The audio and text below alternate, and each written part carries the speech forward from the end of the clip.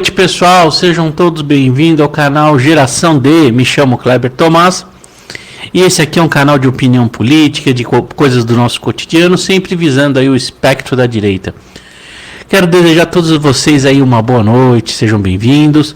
Lembrando sempre que nós estamos transmitindo para o YouTube, Twitch TV e Twitter ao vivo. Também estamos na plataforma Rumble e Spotify daqui uma hora, então esse programa que você está acompanhando aqui ao vivo, daqui uma horinha, ele vai estar lá nessas outras plataformas. E também estamos no Instagram e no TikTok. E lá tem as suas lives próprias, tem o seu conteúdo próprio. Você que não nos segue lá nas salas plataformas, nos siga, vamos conhecer lá as outras plataformas, conhecer essas outras maneiras de se comunicar, que é interessante, que é bacana, que é muito legal. Então, gente, hoje vocês viram o tema da live. É uma live que eu vinha já me preparando para fazer, com entendimento aí, trazendo.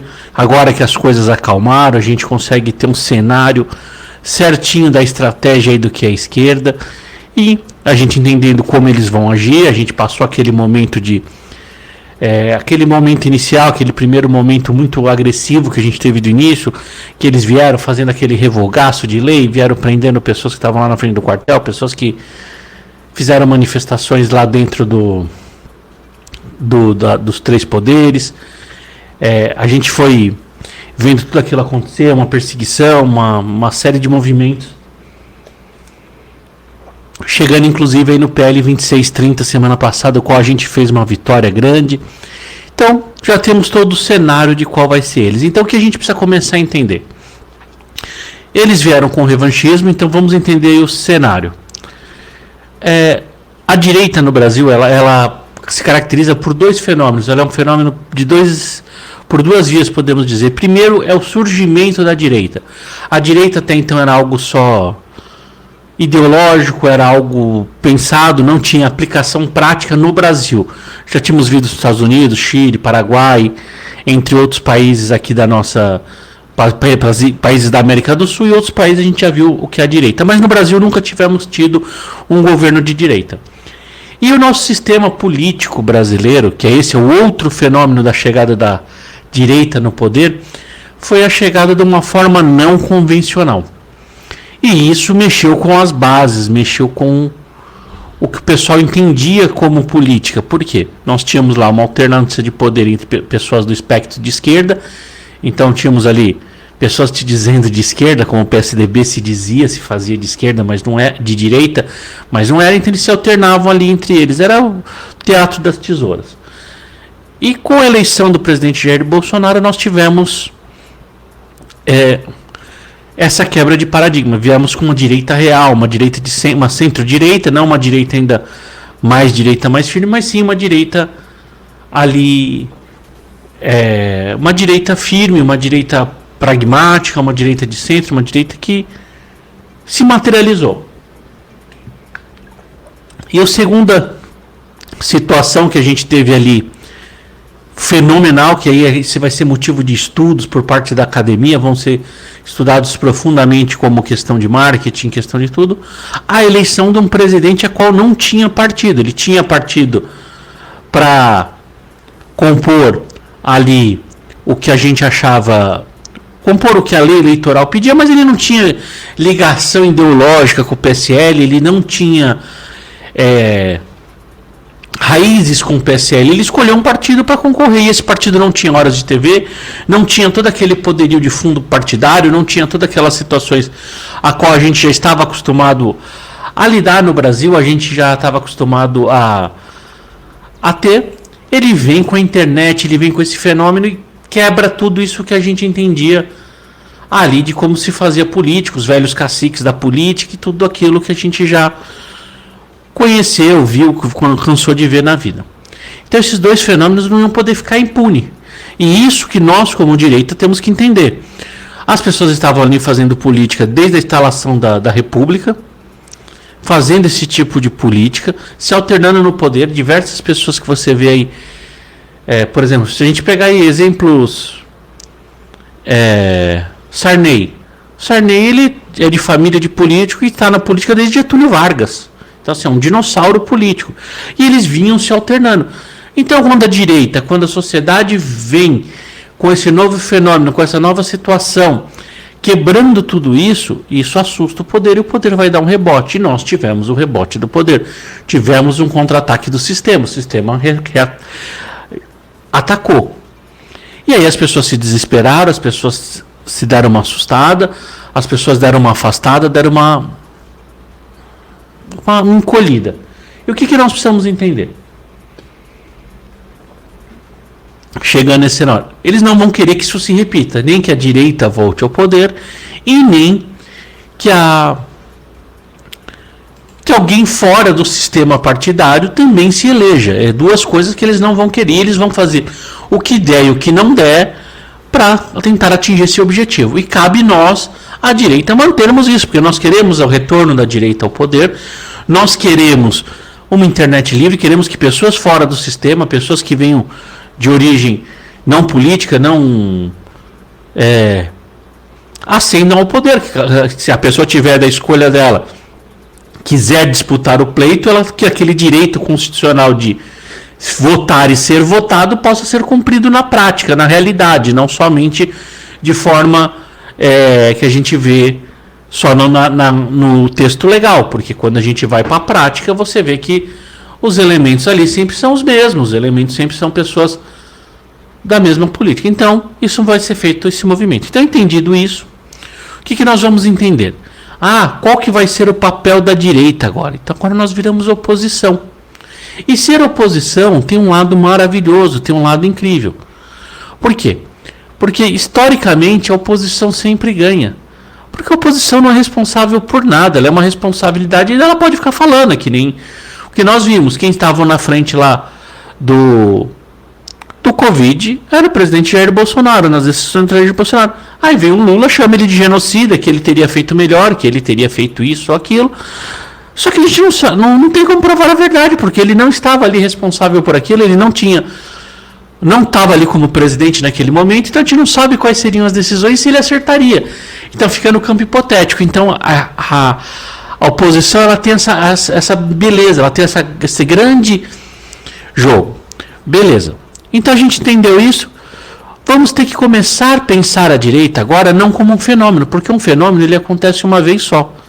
A partir do momento que o fenômeno acontece, a gente não pode tratar como um fenômeno. A gente tratou na primeira eleição como um fenômeno. Ninguém entendeu, foi se associando quem vinha, nego fazia arminha com a mão, era de direita, vinha, falava que era de direita, vinha, caía para dentro.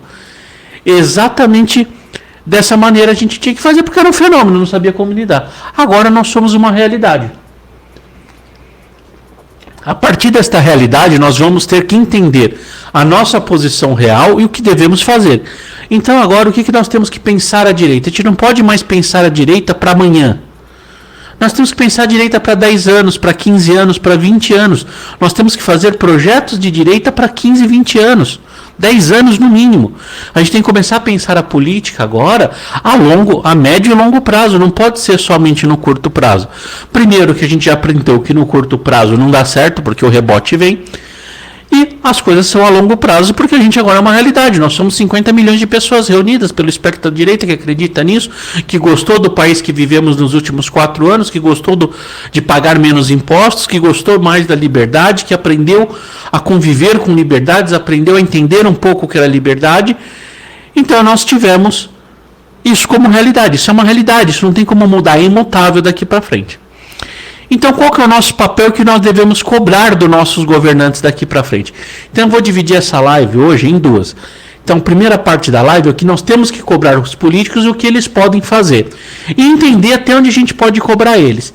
E a segunda parte é o nosso comportamento como sociedade. Que nós vamos ter que adotar um comportamento diferente.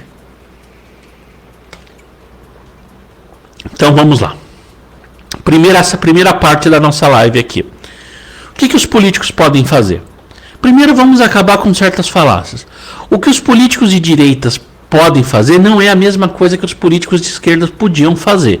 E isso eu vejo muitos comentaristas renomados, eu vejo grandes pessoas aí da mídia, às vezes insistindo nesse erro, insistindo nessa situação de que a gente pode fazer o que eles faziam. Primeiro que não é assim, porque a gente não tem alguns elementos que eles têm. Por exemplo, eles têm anos de estudo e eles agem como um comportamento de manada. Nós não temos isso, estamos construindo ainda o que é o pensamento de direita brasileiro. Ainda estamos solidificando. A gente tem que imaginar que a direita ela não é uma coisa uníssona. Ela é um apanhado de pessoas. Você tem liberais, tem conservadores, tem liberais econômicos, conservadores no costume, tem religiosos, tem cristãos, tem pessoas aí mais libertários, tem o pessoal mais que não vê liberdade, que vê menos Estado quase zero, são os libertários. Então a gente tem uma grande gama de pessoas que estão reunidas dentro daquilo que a gente chama de direita. Então a direita é um grande apanhado de gente com vários pensamentos. Só que entre nós temos coisas que nos unem mais do que nos separam. Mas a esquerda já é o contrário, diferente. A esquerda ela varia muito pouco, é que a gente fala, os 50 tons de vermelho deles lá. Os 50 tons de vermelhos dele varia muito pouco. Um usa calça apertada, vai no Jeep Renegade, o outro é barbudo sindicalista, o outro é do MST, mas a visão que eles têm do país é mais ou menos a mesma, com pequenas diferenças, mas muito pequenas mesmo. Então, deixando sempre claro que eles são mais fáceis de se unir. Então, nós entendendo que nós não temos essa harmonia, essa união, essa total, porque a gente tem coisas que nos diferem. Então, já temos esse primeiro desafio. Segunda coisa que nós não temos o judiciário, nós não temos o poder judiciário. Então, eu vejo ainda, depois de 5, 6 meses de governo, tudo que nós vimos do poder judiciário, todas as coisas que nós vimos do poder vindos lá do STF, que nós vimos pessoas falando, ai, cadê o senador do Randolph Rodrigues da direita? Porra, vai pra Lula, pra onde a Dilma tá. Porra, vai lá pra onde tá a Dilma, meu amigo. Não temos como nós termos o nosso Randolph Rodrigues. Por quê? Se a gente tiver o nosso Randolph Rodrigues, que tudo vai judicializar o STF já deu para nós a demonstração de que ele vai fazer. Vamos lá, na eleição, independente de estar certo ou errado o presidente Jair Bolsonaro, se a eleição foi roubada ou não, isso não interessa mais, está pacificado pela justiça e está pacificado pelos fatos. Então, não cabe mais nós discutirmos sobre isso, não cabe mais debruçarmos sobre esse tipo de situação, sobre esse tipo de questão. Então, o que nos resta entender daqui para frente? Que nós temos que entender daqui para frente? Nós temos que entender que o STF deu o tom. Qual o tom? Lá na eleição, durante a eleição, o presidente Jair Bolsonaro, todo político, ele tem direito de 15 dias após corrido a eleição, entrar com um pedido de contestação da eleição e lá vai ser julgado dentro de um processo. Isso é direito, está lá no direito eleitoral nosso, está no nosso Código Eleitoral. O presidente Jair Bolsonaro, o PL, o partido do presidente Bolsonaro, executou este direito. E o STF, o TSE, o Tribunal Superior Eleitoral, deu a sua resposta através do voto do ministro Alexandre de Moraes. E qual que foi a resposta? 15 minutos depois, falou que não cabia contestação, aplicou uma litigância de má-fé baseado numa multa de 22 milhões, mas uma litigância de má-fé ela pode acarretar perda de mandato, ela pode acarretar coisas seríssimas. Então ele já deu a resposta como será tratados os questionamentos jurídicos. Então nós não podemos fazer essa não vai sair a palavra. Levar tudo ao juízo do STF por conta de uma coisa simples. Já está dada a resposta. Então nós estamos sujeitos a uma associação, por exemplo, pega lá o ProArmas, Associação ProArmas, tudo que se ela judicializar tudo, ela pode tomar uma litigância de má-fé numa multa exorbitante como essa que foi dada ao PL, que impeça dela agir, que impeça dela trabalhar, que impeça a própria existência dela. Um senador, um deputado nosso que tem, sim, em tese, por lei, o direito de recorrer ao STF, ele vai à instalação, pode tomar uma litigância de má-fé e perder o mandato. Porque isso já foi, já temos essa jurisprudência, já temos esse entendimento por parte do judiciário. Então, não temos essa ferramenta. Então a gente tem que parar e toda vez que a gente começar a ver um comentarista falar, ai, cadê o nosso Randolph Rodrigues? Liga para ele e fala, meu amigo, não tem como ter, o STF não vai julgar, ele não vai aceitar. Agora, isso a gente não pode fazer do STF? Não. Temos que fazer também de forma inteligente. Hoje eu vi o partido do PL fazer de forma inteligente essa participação, essa judicialização. A judicialização foi feita de forma inteligente. Por quê? Foi votado hoje foi formada a maioria e concluída a votação, que a anistia dada pelo presidente, o indulto presidencial não tem validade para o Daniel Silveira, pois ele tinha relação pessoal com o presidente, de interesse pessoal. Pois bem, já está formado maioria, querendo ou não, estão colocados nesse sentido. Então, o que cabe para a gente agora? O PL fez um movimento inteligente. Qual que foi o movimento inteligente? Questionou ao indulto, a graça dada a um integrante do PT, a qual respondia o crime do mensalão e foi dado pela presidente Dilma. Então existia a mesma coisa. E agora nós vamos ver que o judiciário vai ter que se manifestar. E ele vai ter que se manifestar em que sentido? Não poder dar uma litigância de má-fé, porque agora a gente vai ver claramente que eles vão ter que dizer claramente que sim, existem 2 pesos e 2 medidas. Ou eles vão ter que chegar ali, anular o indulto e a graça para o indivíduo do PT, ou falar que tem 2 pesos e 2 medidas, e aí eles vão normatizar uma ditadura. Então, bacana, nesse momento inteligente, porque a gente vai forçar, a gente vai provocar o judiciário a se manifestar, ou reconhecendo que há uma ditadura no Brasil e que há injustiça e que há 2 pesos e 2 medidas, ou 1 milhão de medidas e 1 milhão de pesos, ou eles vão ter que fazer justiça, e aí sim ser de forma inteligente, impedindo de fazer litigância de má-fé. Mas, porém, não vai poder fazer todo ato igual se fazia o Randolph Rodrigues. O Randolph Rodrigues, qualquer coisa, o presidente deu uma tossida, deu uma espirradinha, Randolph Rodrigues levava ao STF, a STF dava 48 horas para N coisas acontecerem. Não vai acontecer isso. Ah, nós devemos embater tudo. Calma. Temos que ter calma. Por quê? Temos que medir o que a gente pode embater. Nós temos que medir à frente, tem que traçar estratégias e cobrar que seus deputados, que seus senadores tenham essa estratégia. Por exemplo, nós temos que começar a ser propositivos de assunto.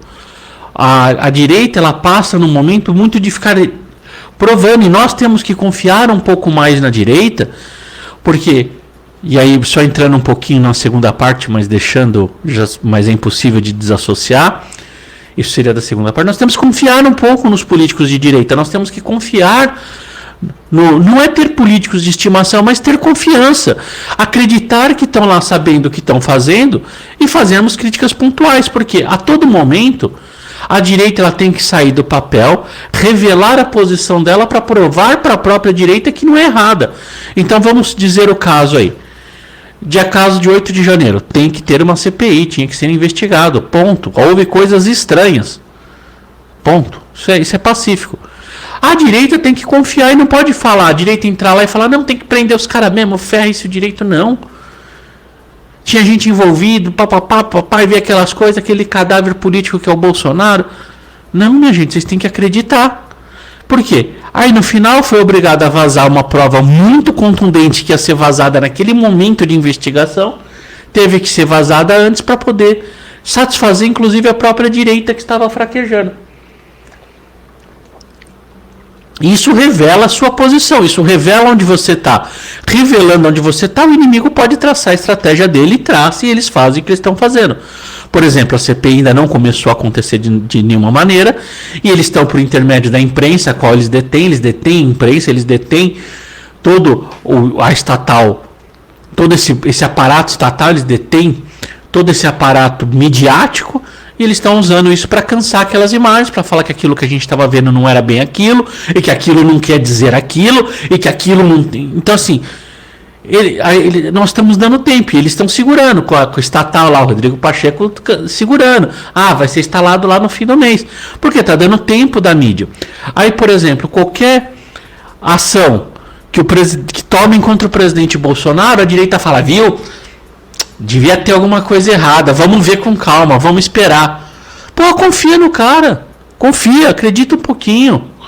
Por quê? Aí tem que se desgastar e perder foco aqui, às vezes um jornal de direita, um canal de direita como o meu, para justificar que o presidente Bolsonaro não tinha nada daquilo, que aquilo não houve, que não houve aquela situação, debruçar naquilo, e a esquerda ali correndo livre pela raia, porque a gente não está podendo pressionar eles, nós fazemos parte aqui mais tempo explicando para a própria direita que nós somos corretos, que aquilo não é aquilo, do que atacando a esquerda. Então, você veja aqui no meu canal. Se vocês pegarem a live, 50% das lives aqui ou mais são justificando coisas, explicando que o Bolsonaro não é genocida, explicando que o problema das joias é vídeo explicando a prisão, é vídeo explicando aquilo. Então veja que fácil que está para eles. Eles expedem um mandado de prisão de qualquer maneira, para qualquer coisa. A gente gasta tempo aqui dando explicações, falando, se defendendo, explicando para os nossos próprios aliados, enquanto a esquerda tem lá o cara com o pedalinho, triplex, eles não precisam explicar porra nenhuma. Eles só vão propondo, eles só vão atacando, eles só vão para cima. Por quê? Porque os caras lá confiam, só que lógico, lá eles confiam cegamente, lá eles idolatram, lá eles partem para outros problemas, que não devemos partir para aqueles, senão a gente se torna petista de sinal trocado, e não o que queremos ser. Mas nós temos que ter confiança, confiar um pouco no político de direita, confiar que eles são honestos, confiar que eles estão fazendo um bom trabalho, e cobrá-los, e ajudá-los, e apoiá-los eles. Então isso, a gente tem que ter muito caminho, que não podemos fazer o mesmo caminho. Outra coisa que nós temos que entender como oposição e parar de encher o saco de político nessa questão. Minha gente, eu vou contar aqui uma verdade para vocês. Vocês podem não gostar de ouvir verdade, a gente está vivendo uma geração floquinho de neve que às vezes ouve verdades. Nós, gostemos ou não, o regime mudou. Nós temos um político aí de esquerda. Ponto. Eles ganharam. Como? Não interessa mais, porque o fato é que deram a vitória para eles. Então, já que eles estão com a vitória, eles estão com o sistema, nós temos que parar de sonhar, de sair do mundo espetacular de Bob, de sair do mundo fantástico das coisas, achar que nós vamos ter avanços diante desse governo. Nós não teremos avanço do que nós acreditamos. Por quê? Porque eles pensam tudo o contrário da gente. Então, por exemplo, privatização. Eles não pensam em privatização, eles pensam em estatização. Nós pensamos em liberdade armada, eles pensam em confiscar as armas. Então nós não vamos avançar. Nós temos que reconhecer que nós vamos avançar. O que vai ser vitória para nós? Mantermos a nossa posição. Mantermos o que nós temos. Então nós temos que entender que o conceito de vitória daqui até 2024 2026, desculpa. Daqui para 2026, nós temos que entender que o conceito que nós vamos ter de vitória é manter direitos, é impedir que eles avancem, é impedir grandes coisas, não propor coisas melhores. Por exemplo, eu vejo pessoas, nós da direita e muitos idiotas da direita, achando que vão ter avanços. Por exemplo, no caso das armas, eu vejo todo dia cobrarem lá o deputado Marcos Polon, que está à frente disso, todo dia. Quando que vai vir o avanço? Nós vamos poder ter mais armas do que tinha no governo Bolsonaro? Nós vamos poder ter mais munição? Quando vai vir um projeto de lei para definir o porte em lei? Não vai vir. Se a gente conseguir manter o esporte funcionando, as pessoas terem um mínimo de arma em casa, nós conseguirmos manter as pessoas podendo portar arma minimamente para se deslocar para o treinamento e voltar, é vitória gigantesca, gente. A gente tem que... É igual a privatização. Se a gente conseguir que eles não criem mais estatais e privatizar já as que estavam previstas, já está ótimo. Agora, privatizar mais não vai privatizar. Essa é a característica deles. Então, nossa posição como oposição é matar no peito e segurar. É só isso, é segurar, impedir o avanço. Nós avançarmos não vai acontecer nesse governo porque nós perdemos. Aquele governo, esse governo que está aí contra a gente, eles pensam completamente diferente da gente. Então não adianta que a gente não vai avançar. Não tem como eu chegar com um cara como o Flávio Dino, que o ideal para ele era vir aqui na minha casa e tomar todo o meu equipamento esportivo, falar para ele que eu preciso ter porte de armas 24 horas e portar fuzil, porque eu tenho equipamentos em casa que eu precisaria de fuzil para portar. Ele não vai aceitar nunca. Então, assim, eu ter o que eu já tinha no governo Bolsonaro já está ótimo. Está ótimo se eu conseguir manter aquilo ou próximo daquilo, porque nós somos os derrotados. E os derrotados, eles não têm muito o que fazer. Eles não têm muito como avançar. Não existe avanço você não estando no controle, você não estando no poder. Não existe avanço. Não existe avanço. Existe manutenção, existe segurar, existe contenção. Entendam que os verbos vão ser diferentes, as ações têm que ser diferentes. E nós temos que cobrar e comemorar ações diferentes.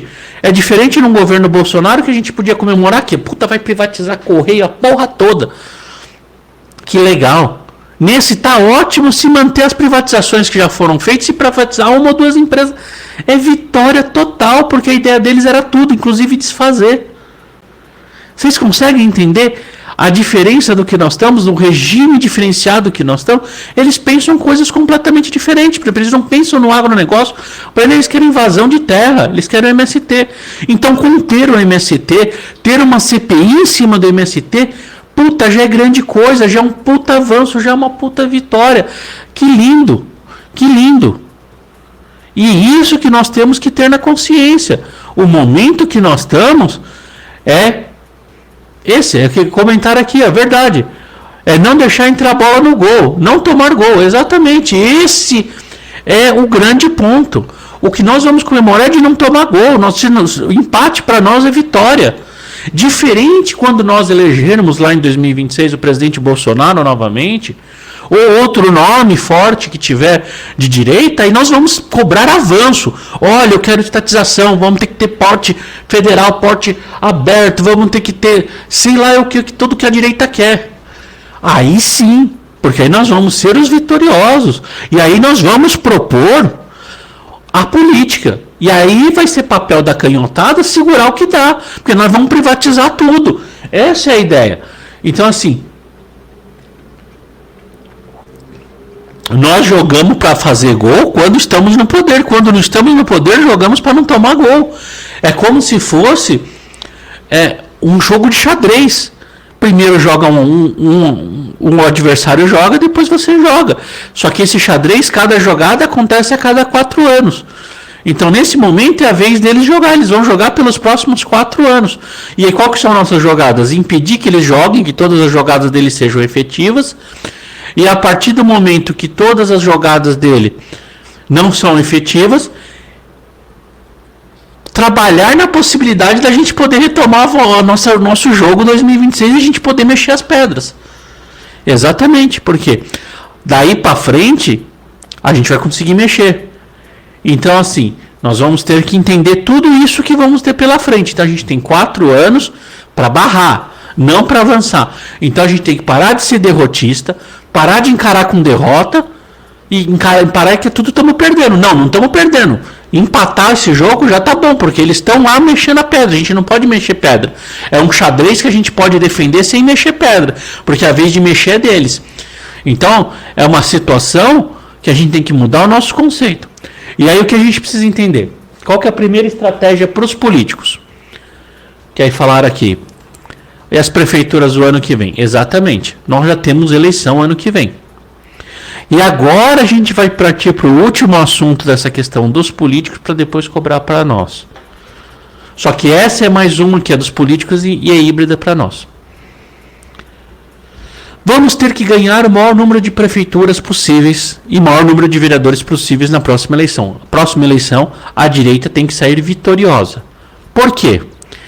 Primeiro, a direita tem que vir para o seu município para você poder entender para as pessoas, porque o município é onde está o que você mais sente, os movimentos maiores estão no município. Quando você está no município, você sente os movimentos mais fortes, você sente a política mais forte, porque são coisas que impactam diretamente no seu dia a dia, a rua, o comércio seu, toda a sua situação, mais do que Brasília. Então, este é o primeiro ponto. Segundo ponto, que através das prefeituras dá-se capilaridade para a vitória. Então, ou seja, se nós tivermos mais prefeituras de direita, esses prefeitos de direita fazendo o seu bom trabalho, se tornam cabos eleitorais para a direita nos cargos federais e estaduais no ano do outro ano, em 2026. Então nós temos que pensar nessa maneira. Só que nós temos que tomar cuidado quando surgem os nomes, porque a direita está começando a ser burra. Vou dar um exemplo do que a gente tem mais ou menos aí de notícia. Há notícias, há entendimento, já há posicionamento do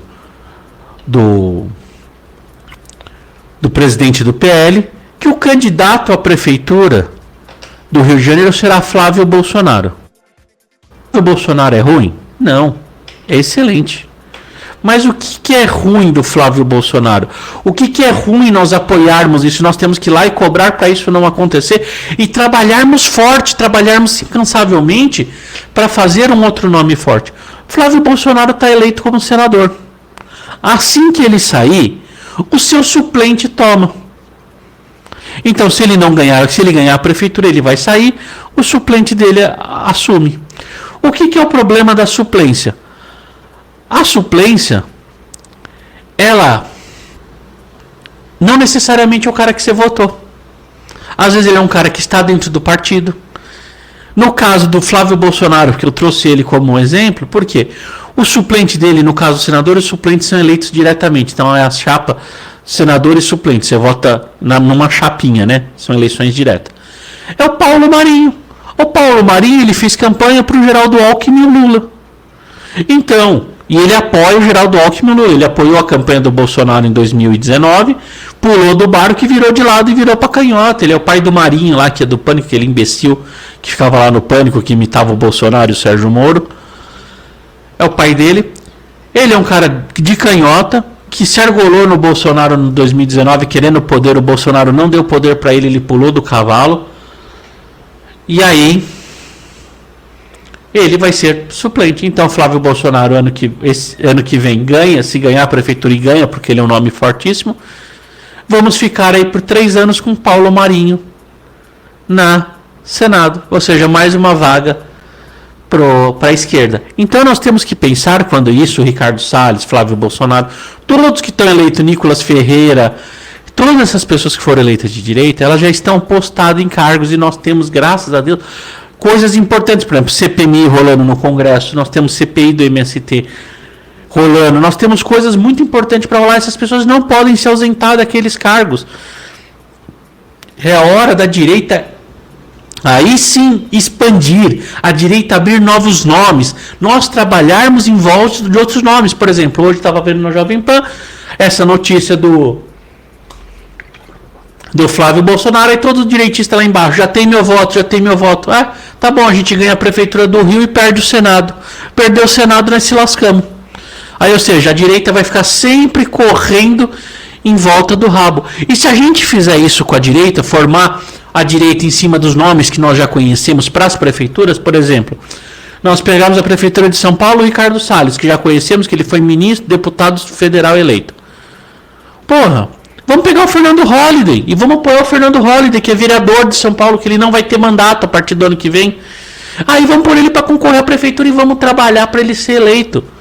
Porque aí sim, nós estamos falando de uma pessoa que pode disputar aquilo.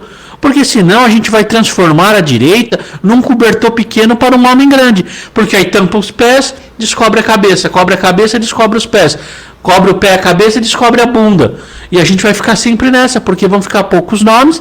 Esses nomes mudando, porque aí o Flávio Bolsonaro se elege na prefeitura do Rio de Janeiro. Daí 2 anos tem eleição para presidente, para senador, para deputado federal. Ele vai largar a prefeitura, vai sair para Senado Federal. Aí depois de 2 anos tem para prefeito de novo. Aí ele volta para a prefeitura e vão ficando vices.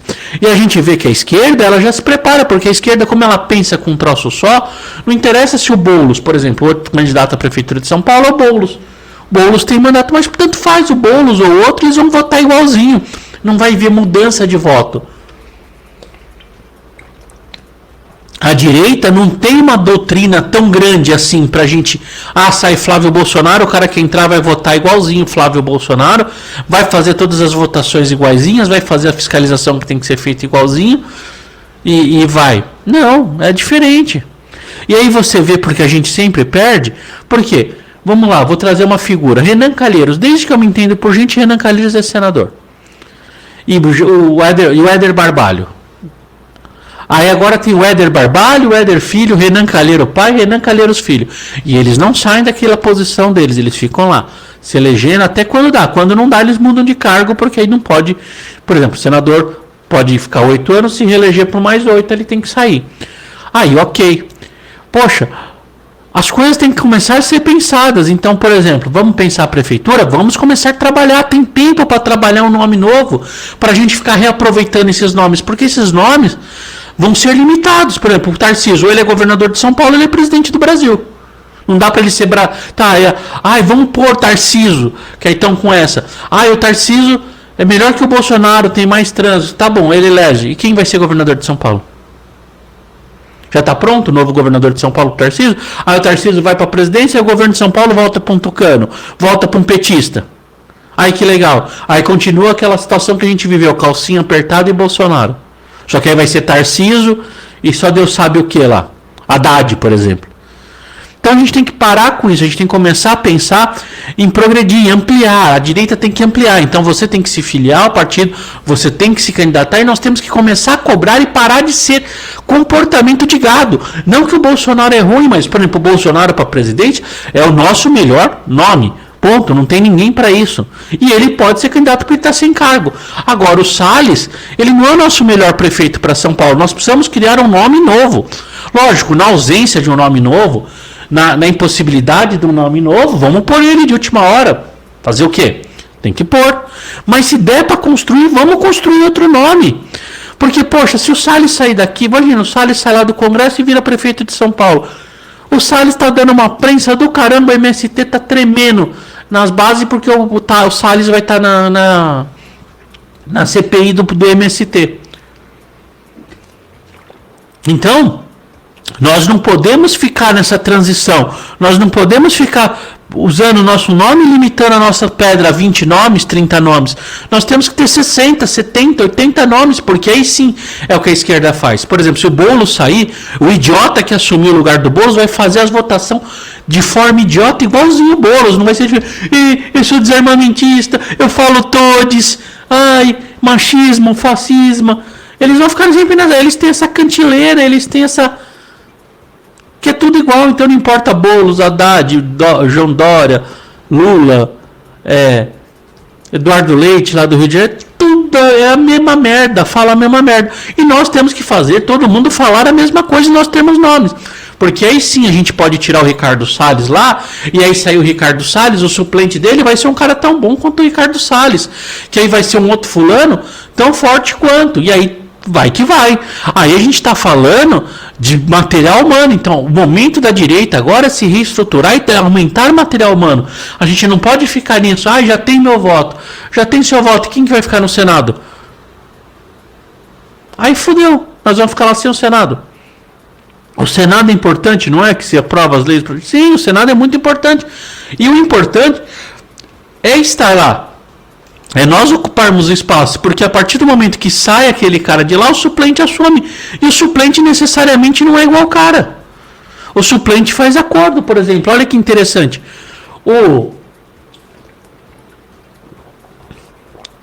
Olha, veja que coisa interessante. Major Olímpio se elegeu como bolsonarista, veio a falecer, o falecido senador Major Olímpio. Quem assumiu foi o suplente dele, o amigo Jordão, que saiu da base do governo, saiu da direita e se bandiou para a esquerda e hoje volta tudo com o governo. Então, ou seja, São Paulo achou que tinha eleito um senador, infelizmente ele faleceu. A gente achou que tinha 3 cadeiras. Nesse momento, se ele não tivesse falecido, nós teríamos 2 cadeiras. O que aconteceu quando ele se afastou de lá? A esquerda passou a ter 2 cadeiras, Mara Gabrilli e amigo Jordão, e nós só temos o Astro Pontes. Que aí ele é um nome fortíssimo, e vai sair Marcos Pontes para a prefeitura de Guaratinguetá. Aí, quem assume? Eu não sei quem é o suplente, eu não tenho de cabeça aqui quem é o suplente do Astro Pontes, do Marcos Pontes. Mas vai que é um outro canhoteiro. Entendem como a política a gente não pode se resumir a poucos nomes, porque senão fica complicado, senão vai ficar sempre essa... A gente sai, aí desocupa um lado, aí o outro vira um problema e a gente fica correndo atrás do rabo, limitando o nome. E aí o que acontece? Quando você limita o nome a esse grupinho, não que aos bolsonaristas, porque eu sou bolsonarista, mas eu tenho que ter espaço para eu ascender lá, eu poder ser político, você poder ser político. A direita tem que saber, se ela começar a se fechar um feudo, se fechar um grupinho, ela vai morrer. Ela vai morrer porque as pessoas precisam ter nomes, muitos municípios, são muitos locais, e não dá para estar em todos os lugares ao mesmo tempo, então a gente tem que começar a discutir isso. Então, essa é a parte do que a gente tem que entender os políticos e se comportar com os políticos. entender de forma estratégica, entender essa estratégia que a gente vai ter que ter, cobrar e parabenizar os nossos políticos com esses empates, quando a gente consegue empatar o jogo, porque o nosso empate é a nossa nova vitória. E agora vamos para o nosso comportamento. Gente, eu vou passar para vocês, agora nós como pessoal de direita, o que eu vi que o governo está fazendo, o que a pessoal de esquerda está fazendo. Eles estão impondo a teoria do medo. Eles estão querendo te pôr medo. E aí eles pegam pessoas famosas, por exemplo, o Nicolas, e bate, ameaça perder o mandato do Nicolas. Aí as pessoas aqui atrás falam, porra, estão fazendo isso com o Nicolas? Vamos fazer comigo. É muito mais fácil. Eles vão lá na frente do quartel e prendem 1000 senhorinhas lá na frente, para dar um exemplo, para você não fazer mais manifestação. Lógico, não vai fazer manifestação burra, pedindo pra porra do FUNSA fazer alguma coisa. Mas nós temos que se manifestar para fazer as coisas boas. Para fazer o nosso direito.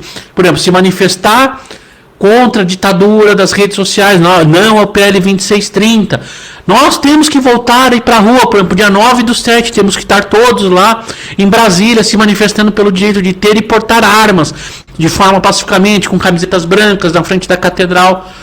E vai acontecer essa manifestação e nós temos que perder o medo e ir. E começar a falar na internet, porque essas pessoas estão sendo pegos de exemplo para nos calar através do medo. Não existe a possibilidade de todo mundo ser preso. Por exemplo, eles pegam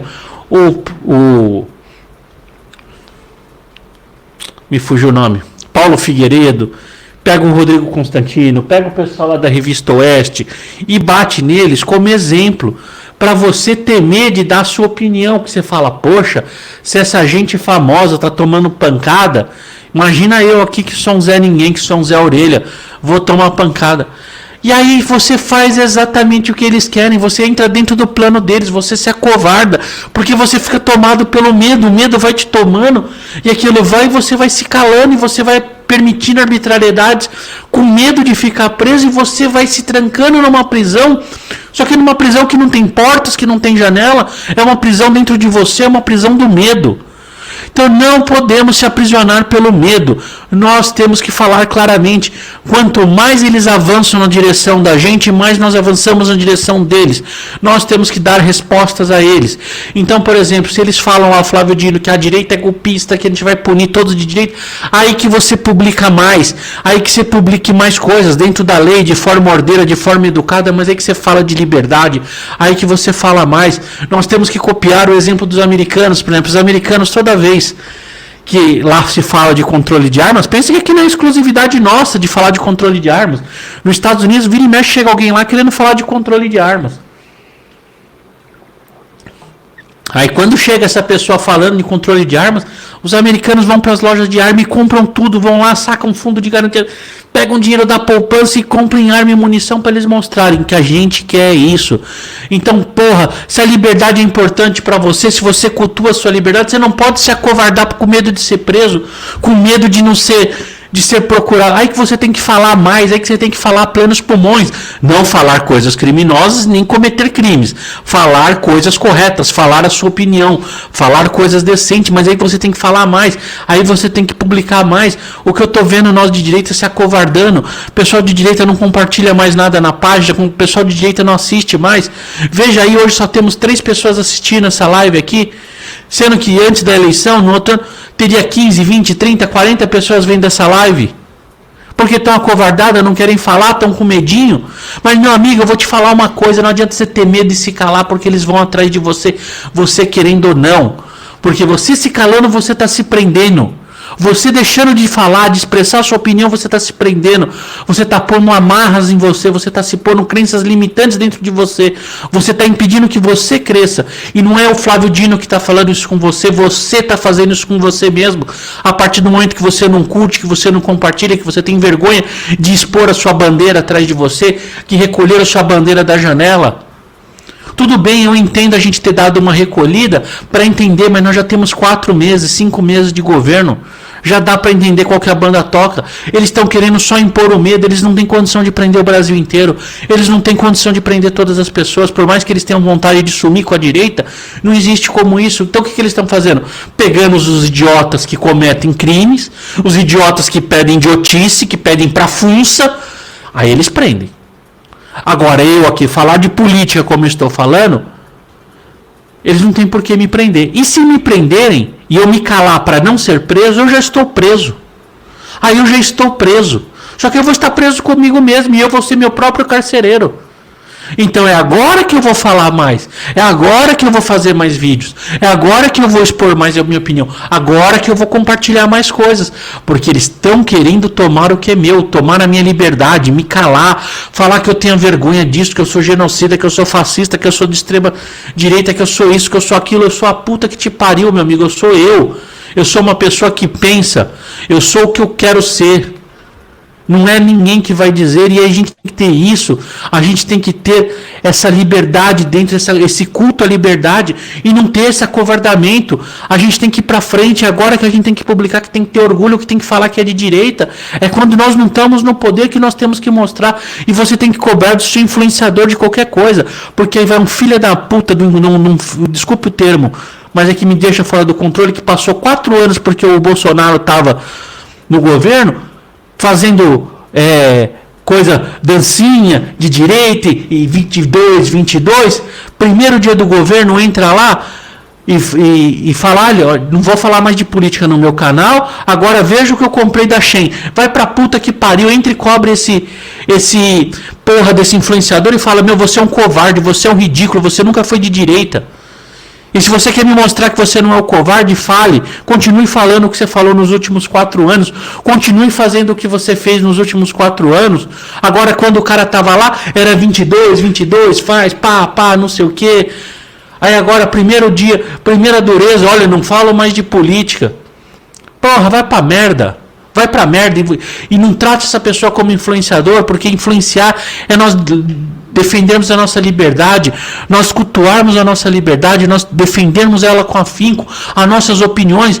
Tá aqui, nós temos que publicar cada vez mais coisa de política. E aí quando vem um acéfalo falar, olha, você tá ficando xarope que você tá falando de política, eu vou falar do quê? De crossfit? Eu vou falar de política que influencia a minha vida, que influencia a sua vida. E é o que não estão querendo que a gente fale. Estão querendo que a gente não fale de política porque querem nos calar. Agora que nós vamos falar mais de política, o assunto nosso vai ser de política, porque querem lá, através do PL 2630, impedir que a gente fale de política. Então vamos falar cada vez mais, e mais, e mais, e mais. Porque a verdade nos libertará. Quanto mais a gente fala, quanto mais a gente fala o que é real, que a gente fala o que é certo, mais livres nós somos. Quanto mais nós falamos, nós aprendemos. Procure aprender, se dedique 1 hora por dia seu da política para você aprender, porque nós temos que aprender a política profundamente. Para de ver besteira e vai, porque a ignorância, por ignorância nós vamos perecer.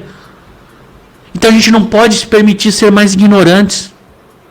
Então vamos se dedicar, não vamos permitir quando um imbecil falar pra você, ai, você tá chapando, falando de política, manda ele pra puta que eu pariu. Fala, vai pra puta que eu pariu. Porque você tem que falar de política, que é o que está influenciando, que é o que não querem que você fale. Nós sempre vamos falar o que as pessoas quiserem que a gente não fale, porque isso é liberdade. Porque quando a pessoa está fazendo para você não falar, é porque ela tem um plano. E esse plano inclui você. Então assim, vamos falar por 4 anos, por 8 anos, por 10 anos. Vamos aprender mais sobre política. E se o cara achar que você está chapando, eu estou chapando. Porque você está defendendo a sua liberdade. Você não vai aceitar uma prisão intermoral, uma prisão sua. Você se prender porque as pessoas estão dizendo que você pode ou não. Postar, lógico, não vão cometer crimes, não vão fazer imbecilidades, não vão cometer atrocidades, não vão ser desrespeitosos, mas vão pôr a sua opinião, vão expor o seu lado. O meu lado é esse aqui, ó, é Brasil. Eu gosto de liberdade. Para mim não tem que ninguém falar o que eu devo fazer. Essas costas aqui não é feita para ninguém montar, não. Ninguém vai montar nela. E vocês não podem se permitir isso. Porque Deus dá só 2 presentes pra gente. Só 2 presentes ele dá pra gente quando a gente... Um é a vida. E ela é curta. E o outro é a liberdade. Nós temos o livre-arbítrio. E o livre-arbítrio é direito de escolher do que você fala, quando você fala e como você fala. Então respeite esses 2 presentes. Respeite a sua vida. Respeite a sua liberdade. Cultue sua liberdade. Porque se você não cultuar a sua liberdade, se você não respeitar ela, se você aceitar tudo o que fizerem a respeito da sua liberdade, que limitem sua liberdade, você a não merece. E se você não merece, você vai ser qualquer coisa menos um ser humano. Porque um ser humano ele é vivo e ele tem liberdade. Aí você é uma coisa. Aí você é qualquer outra coisa. Então a gente tem que ser corajoso, a gente tem que ser valente. Nós não podemos retroceder. Já vimos que esse governo ele só quer implantar o medo, prendeu pessoas como exemplo, as mantém presa, põe tornozeleira, é o dia inteiro essa merda dessa mídia falando dos presos, dos presos, dos presos. É, tá preso, tá bom, só que se você se calar, se você não puder falar, se você não precisa, você é um preso dentro da sua casa. O que define o preso do homem solto, do ser humano solto, é que o ser humano solto faz o que dá na telha dele. Eu quero ir no McDonald's, eu vou, eu quero falar sobre aquilo, eu falo, eu quero beber água, eu bebo. Eu quero tomar água, eu tomo. Isso me faz caracterizar. O preso não, ele tem que pedir autorização para beber água, ele não pode comer McDonald's, ele não pode sair da casa dele. E aí você vai se permitir ser preso, você vai se permitir se encolher, se apequenar perante outro homem, perante o ser humano, porque você perdeu uma eleição, porque nós fomos derrotados numa eleição, não interessa o motivo. Se foi roubado, se não foi, foda-se. Nós vamos voltar. E vamos voltar mais forte. Já dizia o Exterminador do Futuro. I come back. Vamos voltar. Eu vou voltar. Nós vamos voltar forte. E não vamos sair daqui. E vamos conservar esse país. Porque a gente está querendo deixar um país para uma nação. Nós queremos ser reconhecido como uma nação, como um país. E um país não pode ser de 4 anos. E também nós não podemos ficar só nessa de faz o L. Nós também vivemos nessa merda. Nós temos que lutar por isso. E não é também falar que ele vai fazer um bom serviço, porque ele não faz, o elenco é ruim, não tem capacidade, as ideias de jirico. Não é isso, é fazer o nosso papel de oposição firme, todo dia propagar coisas, divulgar, compartilhar, falar de política com o seu vizinho, não é assumir uma posição derrotista, porque ninguém foi derrotado. Só o outro lado que venceu nessa vez, nós vamos ter que ter próxima eleição e nós vamos vencer e votar. As coisas não são sacramentadas, são cíclicas. Agora, o primeiro sinal de derrota, foi o primeiro governo eleito pela direita e a primeira derrota. Porra, as pessoas estão aí. Não, porque foi acachapante, foi o primeiro presidente que não se reelegeu. Porra, foi! Porque foi o primeiro fenômeno, foi o cara primeiro eleito fora da... Foi o primeiro de tudo, ele vai ser o primeiro de tudo. Porque é um fenômeno sempre vai ser o primeiro de tudo, só que depois que a gente é o primeiro de tudo, você já não é mais o primeiro. Depois que passou o boi, passa a boiada. Então aí já não é mais novidade. Então agora nós vamos seguir com estratégias, vamos seguir firme, falem, compartilhem, publiquem. A sua rede tem que ser como tivesse campanha. O brasileiro tem que aprender que a campanha não morre. A campanha não pode acontecer de 2 em 2 anos ou de 4 em 4 anos. Que na verdade as campanhas acontecem de 2 em 2 anos. Não pode esperar a sua campanha, nós temos que falar o tempo inteiro de princípios para aqueles caras não avançarem, para a gente poder marcar a nossa posição, para a gente poder trazer pessoas novas, para a gente trazer novos nomes, para a gente crescer como ideologia. E não se acovardar ou se envergonhar da ideologia. Olha que merda que tá o governo deles. Estão batendo cabeça, tá um governo ridículo, estão fazendo malabarismo para explicar as bosta. E eu vejo o nosso lado não falando das maravilhas que a gente viveu, das oportunidades que a gente teve. 4 anos com índice recorde, queda recorde de criminalidade, as pessoas andando, podendo ter armas, liberdade armada, queda do índice de MST, economia pujante com menos impostos e por aí adiante, muitas coisas. E as pessoas deixando de falar de tudo isso por medo, por covardia. E quando você sente medo, meu amigo, você já está preso. Você já está preso, você já está condenado. O medo é uma crença limitante, ele consome a sua alma, ele te impede de andar, o medo te paralisa. E nós não podemos ter medo de nada nessa vida. Ainda mais de uns incompetentes, de um gordo dino, de um pinguço de 9 dedos, de um cara que acha que é o faraó careca. Porra, tem medo desse. Você é um bando de nada.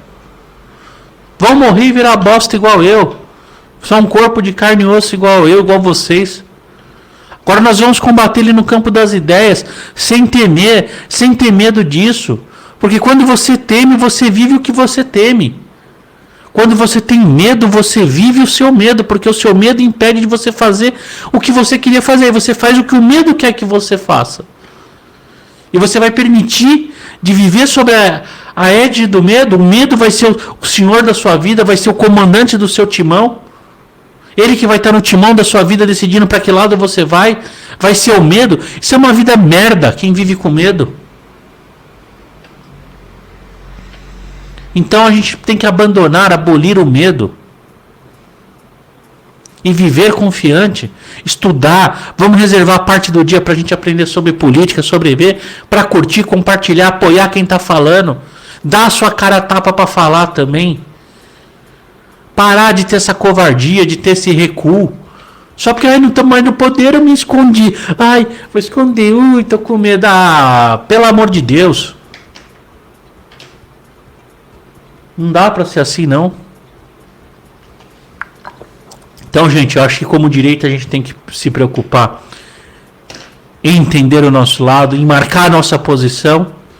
E hoje é o que eu trago como mensagem para vocês, esse entendimento. Não temam, vamos falar, vamos se expor, vamos pôr nossa bandeira na janela, vamos pôr nossa bandeira no carro, vamos marcar nossa posição. Eles que vão peidar na água para ver se faz bolinha. Que nós estamos aqui, nós fazemos o que nós acreditamos, o que nós cremos. Não, eu acredito no Brasil. E a gente tem que fazer isso.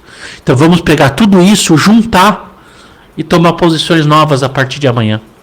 Caminhos novos. Voltar ao que era. Nós já estamos em campanha. E a campanha não vai parar nunca mais, até o último dia da sua vida. Porque a política vai querer te ferrar até o último dia da tua vida. Eles não vão descansar um minuto. E se eles não descansam um minuto, você não tem direito de descansar um minuto. E eles querem te desanimar, mostrar que a vida é difícil, que não dá tempo, que fazer campanha, que não é. Eles querem tudo isso de você. Porque aí você se cala e eles não percebem o que está acontecendo. Eles estão lá trabalhando.